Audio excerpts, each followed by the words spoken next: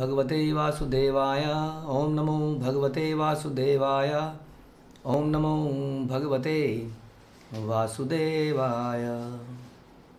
श्रीमद् भागवतम चौथा कैंटो 8वां अध्याय और 63, 64, 65 काइंड ऑफ हमने सुना था कि नारद मुनि अब राजा के जब ध्रुव महाराज को पूरा ज्ञान देने के बाद कि आपको पूजा कैसे करनी है, ध्यान कैसे लगाना है, तपस्या कैसे करनी है, मंत्र कौन सा बोलना है, अपने शिष्य को सुरक्षित करके उसको आशीर्वाद देकर वहाँ से चले जाते हैं और राजा के पास पहुँचते हैं, उनके पिताजी के पास, कि कैसे वो हैं, क्योंकि उनके मन में ज़रूर थोड़ा सा मन विचलित होगा कि क्या चल रहा है। तो नारद मुनि जब वहाँ पहुँचे तो राजा ने उनको प्रणाम करके उनका स्वागत किया, आराम से बैठने को कहा, और जब आराम से बैठ गए तो नारद मुनि ने बोलना शुरू किया। नारद उवाचा राजन् किं ध्यायसे दीर्घं मुखेन परिशुष्यता किं वा न हृष्यते कामो धर्मो वार्थेन संयुक्तः। नारद जी ने कहा कि हे राजन, तुम्हारा मुख सूख रहा है, ऐसा लग रहा है तुम सूख से गए हो और दीर्घ काल से किसी चिंता में हो, ऐसा क्यों है ना। तो ये बड़ा इम्पॉर्टेंट है कि हम किसी व्यक्ति से उसके मुख से सुने कि ऑल दो हमें पता होगी तुम्हारी प्रॉब्लम क्या है, ये भी बड़ा ज़रूरी है कि व्यक्ति बोलता क्या है, क्योंकि उसके बोलने से भी उनकी मनोस्थिति का पता चलता है। उसको बहुत बड़ी बीमारी है जो हमें पता लग गई, लेकिन उस बीमारी को छुपा रहा है, कुछ और बोल रहा है, ये भी एक मानसिकता दिखती है और ये अपने आप में एक बहुत बड़ी प्रॉब्लम है, अपनी प्रॉब्लम को छुपाना।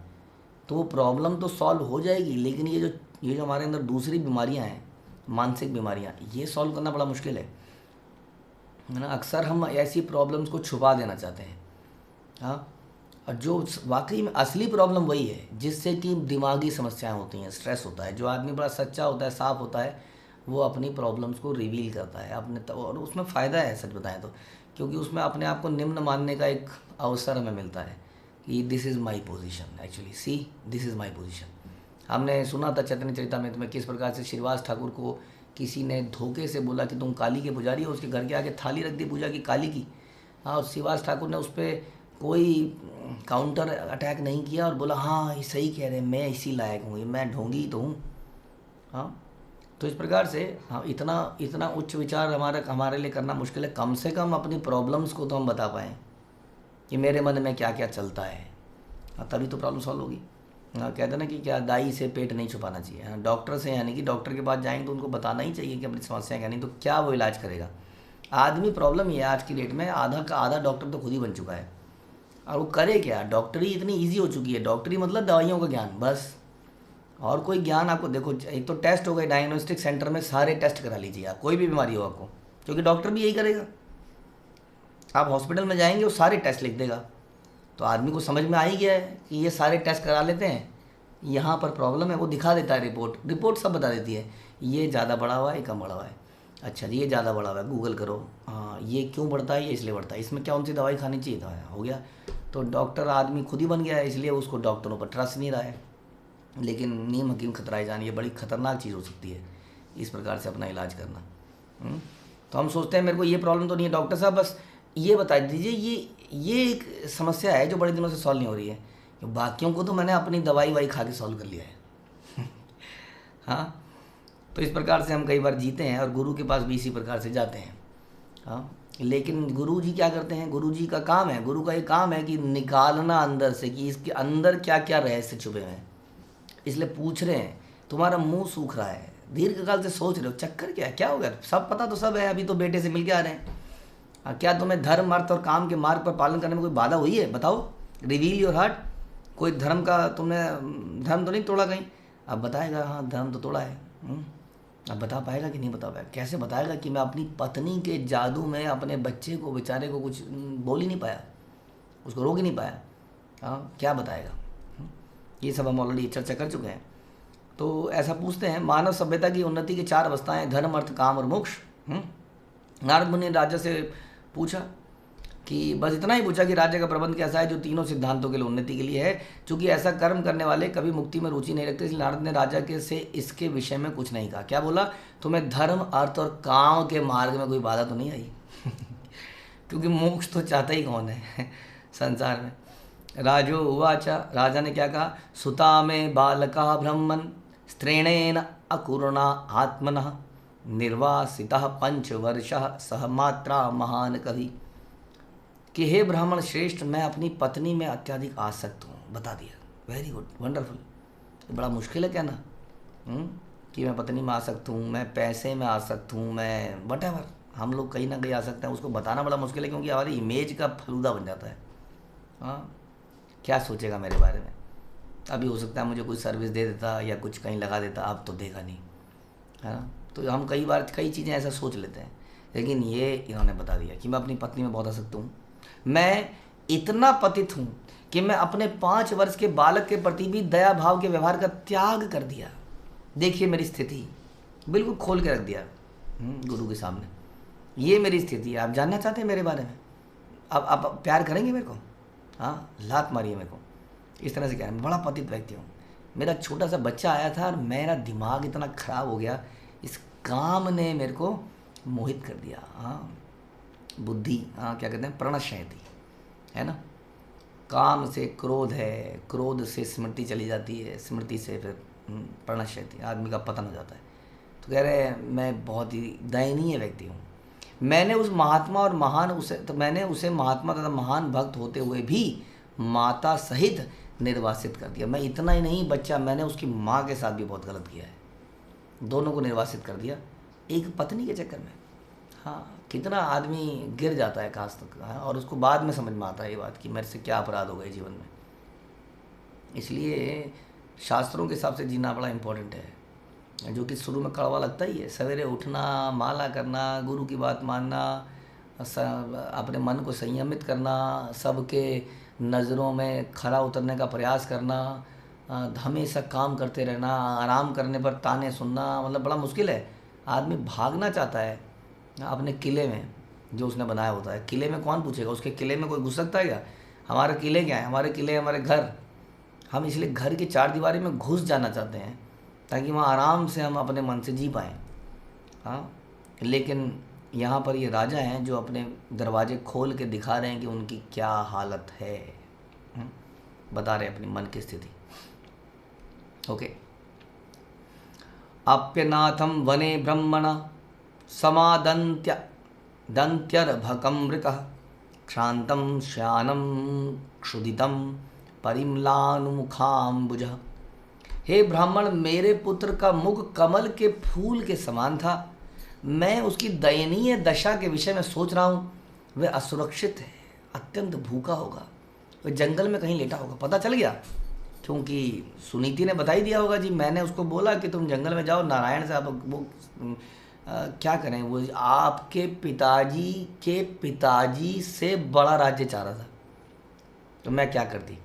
आप तो उसको बैठने नहीं दे रहे हो गोदी में, वो चाह रहा है वो चांद को तोड़ना, तो मैंने बोल दिया तो नारायण देंगे। जंगल में चला गया, तो उसे पता लग गया जंगल में चला गया है, और कह रहा मैं सोच रहा हूँ कितना असुरक्षित होगा, भूखा होगा, जंगल में कहीं लेटा होगा, भेड़ियों ने झपट कर उसका शरीर काट खा लिया होगा। अब भेड़िए तो आम मिलते हैं, देखिए जी, शेर वेर तो फिर भी कम है, उस ज़माने में तो कितने रहे होंगे, आजकल शेर कम है, लेकिन भेड़िए तो आज भी दिख जाते हैं जंगलों में, कहीं पर भी घूमते हुए, जस्ट लाइक डॉग। बट वो डॉग से खतरनाक है ना। वो तो ऐसी शिकार देखते हैं, वो छोटा शिकार जो आसानी से मारा जा सके। हम तो काट के फाड़ दिया होगा उसको तो बेचारे को। बाकी चीज़ें तो छोड़ दीजिए, जो खतरनाक चीज़ें हैं जंगल के अंदर, समझ रहे हैं उस प्रॉब्लम को कि कहाँ पे आसक्ति अब उनको दुख दे रही है।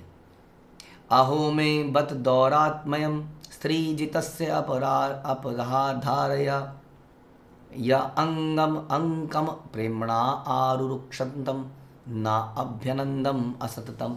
अहो जरा देखिए तो मैं कैसा स्त्री का गुलाम हूँ, जरा मेरी क्रूरता के विषय में तो सोचिए। वह बालक प्रेमवश मेरी गोदी में ही तो चढ़ना चाहता था, किंतु मैंने ना तो उसको आगे आने दिया, ना उसे एक क्षण भी दुलारा। जरा सोचिए कि मैं कितना कठोर हृदय हूँ। बट अब क्या फ़ायदा बोलने का, बताइए। अब तो हो गया जो करना था, इसलिए चिंतन तो पहले करना चाहिए। हाँ, इसीलिए तो बोला जाता है कि अपनी इंद्रियों को संयम समय पर कर लिया जाए। इसलिए कहते हैं ना कि हम पुराने ज़माने में कल्चर था कि विवाह करने से पहले व्यक्ति को ब्रह्मचारी लाइफ जीनी पड़ेगी, क्योंकि ब्रह्मचारी में वो अपनी इंद्रियों पर कड़ा संयम ले आता है। और जब इंद्रियां ही संयम में आ गई तो कौन उसको घुमाएगा, है ना। ना तो स्त्री घुमा पाएगी, ना पैसा घुमा पाएगा स्त्री, कोई भी स्त्री के लिए, ना उसको पुरुष घुमाएगा, एनीथिंग। इसलिए कहते हैं जो आदमी डिटैच्ड होता है वो अपनी ड्यूटीज़ को ज़्यादा अच्छे से पूरा कर पाता है। There is another example. संसार में लोग कहते हैं प्रेम पैदा करो, प्रेम मतलब love love love, Valentine and this and that and movie and bike, जाओ घूमो फिरो। अब ये भी तो यही कर रहा था। अब इसमें क्या होता है, इसमें काम पैदा होता है, आसक्ति होती है। काम में जो ज़्यादा सुंदर है उसके प्रति आसक्ति होती है और फिर आदमी को टेंशन हो जाती है, कहीं मेरी काम वासनाओं को इसने पूरा नहीं किया तो मैं कहाँ जाऊँगा दुनिया में। इसलिए आदमी गुलाम बन जाता है। कभी दारू का, हाँ, मुझे कोई एक बता रहे थे, मैंने शायद आप लोगों को बताया कि कुछ दिन पहले एक आदमी थे, कुछ लोग शराब पी रहे थे बड़े पावन दिन में, जिस दिन शराब पवित्र हो जाती है, होली के दिन। होली के दिन सब शुभ हो जाता है, रंगों में रंग खिल जाते हैं, शराब अमृत बन जाती है शायद, सब लोग उसी दिन शराब पीते हैं। तो शराब पी रहे थे, तो पीते पीते जो शराबियों के बीच में होता है वही हुआ, कुछ मनमुटाव हुआ, एक व्यक्ति को खूब पीट डाला उन्होंने, पीट पाट के भगा दिया। उसने भी मारने मूरने की कोशिश करी, उसको दो धाँ धूँ करके, ये तो सामने की बात है, और उसको भगा दिया। थोड़ी देर में हम देखते हैं वो पिट के पाट के बेइज्जत होके फिर आता है, बोलता है एक पैक दे दो, एक दे दो। वो मार रहे थे उसको, वो लाचारों की तरह भीख मांग रहा था कि एक पिला दो, और उन्होंने भीख दी फिर उसको, फिर उसने पी और फिर शांति चला गया। बताइए क्या ये आदमी की इज्जत है? हाँ, कितना लाचार हो जाता है आदमी, पीटा, थप्पड़ खाए, घूंसे खाए, बेइज्जत करके निकाल दिया, फिर इतना मजबूर हो जाता है इंसान। तो किसी भी चीज़ से, ये स्त्री की बात नहीं है, कहीं भी हमारी आसक्ति हो जाती है, किसी भी चीज़ से हो जाती है। तो इसलिए ये इंद्रियों पर संयम बड़ा ज़रूरी है, नहीं तो हमारी ऐसी हालत हो जाती है और फिर हम बहुत सारी गलतियां कर देते हैं अपने जीवन में, किसी चीज़ से भी अटैच हो जाते हैं। काम ध्यायते विषयान पुंसा संगस्तेषु उपजायते संगात उपजायते काम। इंद्रियों के साथ जितना हम चिंतन करते हैं उससे काम पैदा होता है, काम से क्रोध पैदा होता है कि नहीं? तो ये बड़ा इंपॉर्टेंट चीज़ें हैं। तो ये व्यक्ति हम अक्सर इनडिसिसिव हो जाते, डिसाइसिव हो जाते हैं। जैसे कि धृतराष्ट्र के बारे में हम सुनते हैं, इतना आसक्त हो गए अपने पुत्र से कि वो पुत्र को रोक ही नहीं पाए। यहाँ ये इतना आसक्त हो गए अपनी पत्नी से कि पत्नी को नहीं रोक पाए। पत्नी ने अनाप शनाप भग दिया कि जाके नारायण की पूजा करो और उनसे मांगो कि मेरी कोख से पैदा हो। वाह भाई वाह। और ये सुनते ही रह गए उसको, जैसे कि वो प्रवचन दे रही हो, क्योंकि आसक्त थे कि ये जो बेनिफिट इससे मुझे मिलता है वो छूट ना चला जाए। तो ये हमारे इंद्रियों पे संयम अगर हम करेंगे, अगर हम डिटैच रहेंगे ना, लोग घबरा जाते हैं। जैसे हम बोलते हैं ना डिटैचमेंट, ओह डिटैचमेंट क्या होगा, पत्नी को छुड़वा देंगे, सन्यासी बनवा देंगे, घर छुड़वा देंगे, पता नहीं क्या क्या दिमाग ख़राब कर रखा लोगों ने। कोई पत्नी को छुड़वा के तो दिखाए किसी से आज की डेट में, घर छुड़वा के तो दिखाए। ये सन्यासी बनाना, ब्रह्मचारी बनाना बहुत मुश्किल काम है, नहीं बनता है कोई। रेयरेस्ट तो रेयर पीपल होते हैं, वो सोच के ही आए होते हैं कि उन्होंने यही करना है। इसलिए घबराने की बात तो वैसे भी नहीं है, कोई आदमी छोड़ ही नहीं सकता ना। हम उसको छोड़ने को सिखाते हैं, हम तो ये सिखाते हैं डिटैचमेंट का मतलब होता है आसक्ति को कम करना, क्योंकि आसक्ति से गलतियाँ होती हैं, जैसे यहाँ पर हो गई, जैसे धृतराष्ट्र से हो गई। और फिर आदमी अपनी ड्यूटीज़ को ठीक से नहीं कर पाता। जो धन से आसक्त हो जाता है वो चोरी करता है, फ्रॉड करता है, घपले करता है संसार के अंदर, करता है कि नहीं? हाँ, और फिर जेल जाता है। बड़ी बड़ी पोजीशन से आदमी, प्राइम मिनिस्टर, चीफ मिनिस्टर के पोजीशन से जेल में चले जाते हैं, क्योंकि वो अपनी इंद्रियों को कंट्रोल नहीं कर पाए। अनलिमिटेड पावर आ गई, घपले हो गए। हाँ, तो आसक्ति हुई ना। जिस पे आसक्ति नहीं है, हाँ, वो आदमी अपनी ड्यूटीज़ को बड़े अच्छे तरीके से कर पाता है, संसार में नाम कमाता है, भगवान के पास वापस जाता है। इसलिए हम सिखाते हैं, और कोई कारण नहीं है। आसक्ति ना होने का मतलब ये नहीं कि केयर ना करना किसी की, केयर है, हाँ, लेकिन कृष्ण सेंट्रिक है। हाँ, जो सब चीज़ों के अंदर कृष्ण को देख रहा है, वो उसके अपने डिपेंडेंट्स को कृष्ण भावनामृत बना रहा है, ये भी ड्यूटी का पार्ट है। इसलिए केयर कर रहा है, उनकी सारी चीज़ें कर रहा है, लेकिन इतना पागल नहीं है जैसा कि यहाँ पर हो गया, जो कि बता रहे हैं कि बच्चा गोद में चढ़ना चाहता था। कई बार ऐसे बच्चे को दुलार आवश्यक है। यदि आप बच्चे को अपना गाइड करना चाहते हैं, कृष्ण भावनामृत में आगे बढ़ाना चाहते हैं, उसको एक इंसान बनाना चाहते हैं, तो उसकी केयर, उसको लव भी देना पड़ता है। केवल लेक्चर पिलाने से काम नहीं चलता है। हमको एक्चुअली में लव एंड केयर देना पड़ता है। लेक्चर देना सबसे आसान काम है, मैं अपने लिए बता रहा हूँ, दुनिया में बड़ा आसान काम है। जाओ भागवतम खोलो, प्रभुपाद के परपट हैं, बोल दो। लेकिन to create a system of care, it is very difficult. हाँ, ऐसा सिस्टम जहाँ पे लोगों को केयर किया जाए, उनको पूछा जाए, एक संरक्षण दिया जाए, ये काम मुश्किल है, जो कि यहाँ उत्तानपाद नहीं कर पाए। हाँ, प्रेम नहीं दे पाए। जब हम अपने बच्चों को प्रेम नहीं दे पाएंगे तो कैसे वो इस कृष्ण भावना को अपना लेंगे। लेकिन हमारा प्रेम क्या हो गया, ले बेटा मोबाइल पकड़, मैं बिज़ी हूँ तो मोबाइल पकड़, खाना नहीं खा रहा है बच्चा, रोटी नहीं खा रहा है, ये ले ये मोबाइल पकड़, मोबाइल पकड़ के बच्चा रोटी खा रहा है। हाँ, क्या रोटी लगेगी उसको बताइए। Is this the care we are looking for. हाँ, एक बहुत बढ़िया स्कूल में डाल दिया जहाँ पर सब कुछ एसी है। Is this the real care. सोचना पड़ेगा।